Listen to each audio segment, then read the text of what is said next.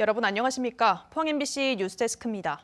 일본의 후쿠시마 원전 오염수 방류와 관련해 국내 연구기관들이 한국 해역에는 영향이 거의 없을 거란 시뮬레이션 결과를 최근 발표했는데요.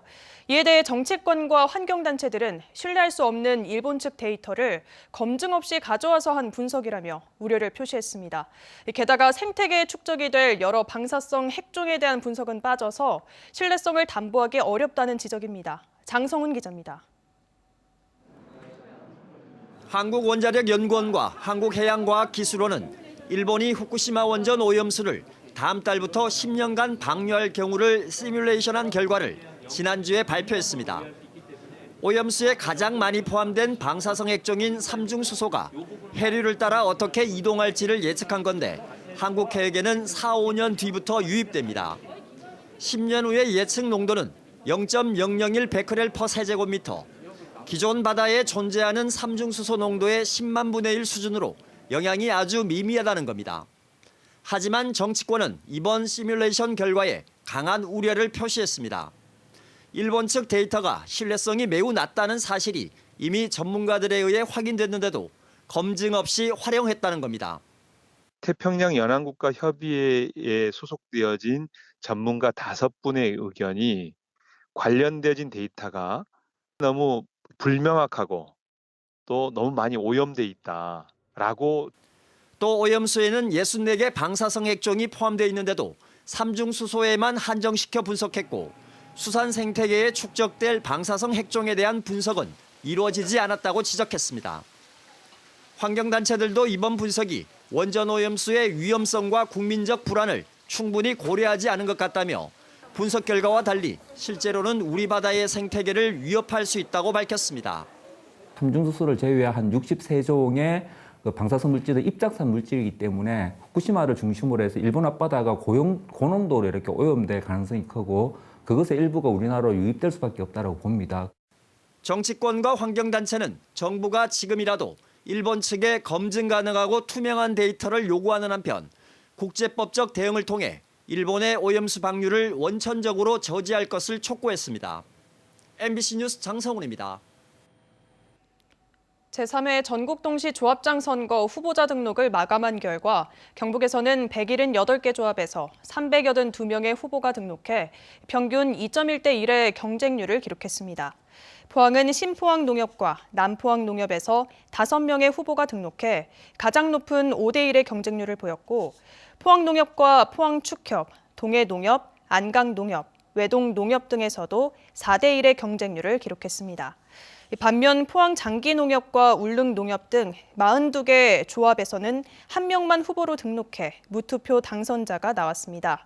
조합장 투표와 개표는 오는 3월 8일 실시됩니다. 포항시 남구 선거관리위원회는 제3회 전국동시 조합장 선거를 앞두고 조합원들에게 금품을 제공한 조합장 후보자를 경찰에 고발했습니다. 이 후보자는 조합원들에게 56만 원 상당의 음식물을 제공하고 측근인 조합원에게 활동비 50만 원을 준 혐의를 받고 있습니다. 선관위는 선거와 관련해 금품을 제공받은 경우 최고 3천만 원 이하의 과태료가 부과된다고 밝혔습니다. 지역사랑 상품권 사용처가 소상공인 중심으로 재편되고 1인당 구매 한도가 축소됩니다. 행정안전부가 지자체에 통보한 지역사랑 상품권 지침 개정안에 따르면 지금까지 하나로마트와 대형 식자재 마트, 농수산물 도매점 같은 중소기업도 가맹점 등록이 가능했지만 앞으로는 연 매출액 30억 이하인 경우에만 가맹점 등록이 허용됩니다. 또 1인당 구매 한도는 월 70만 원 이하, 보유 한도는 최대 150만 원 이하에서 지자체별로 정하고 10% 이내로 제한하고 있는 상품권 할인율은 재난 상황의 경우 추가 할인할 수 있게 됐습니다. 포항시는 버스 운행 정보의 정확성을 높이기 위해 버스 정보 시스템을 정비했다고 밝혔습니다. 시는 버스 안내 프로그램 개선을 통해 도착 예정 시간 예측 방식을 고도화해 정확도를 높였으며 도착 안내 범위를 기존 15 정거장 전에서 20 정거장 전으로 확대했습니다. 이 밖에도 날씨 및 대기 정보를 추가했고 도착 예정 버스에 대한 음성 안내, 홍보 동영상 표출 기능 등도 신설했습니다. 1월 1일부터 중단됐던 경북도 내 동절기 공사 중지가 3월 1일부터 해제됩니다. 이에 따라 포항 안동 간 국도 68호선 등 도내 건설 공사가 현장 실정에 맞춰 일제히 재개되고 기온 영향을 받는 콘크리트 타설 등은 품질 관리 기준에 맞게 시공하도록 현장 감독이 강화됩니다.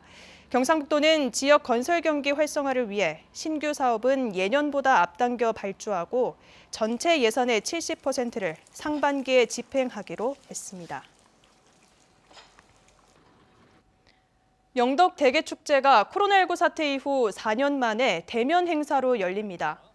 영덕군은 오늘부터 사흘간 3사 해상공원 일대에서 제26회 영덕대게축제를 개최하며 대게 낚시와 깜짝 경매 등 다양한 체험 프로그램도 마련했습니다. 또 영덕대게 축제를 축하하기 위한 포항 MBC 가요 베스트가 내일 오후 7시 강구항 해파랑공원에서 장민호, 서지호, 소명 등 인기 가수 10여 명이 출연한 가운데 열립니다. 울진대게와 붉은대게 축제도 오는 26일까지 후포항 일대에서 개최됩니다.